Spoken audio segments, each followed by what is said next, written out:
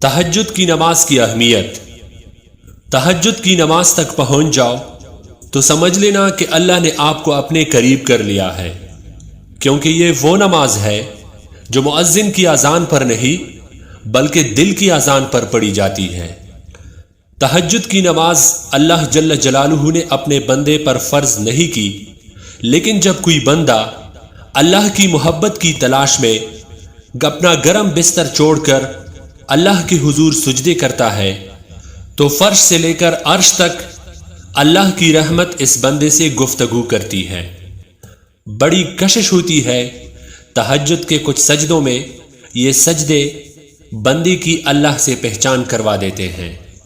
خداوند تعالی ہم سب کو تہجد کی نماز پڑھنے کی توفیق عطا فرمائے، آمین ثم آمین۔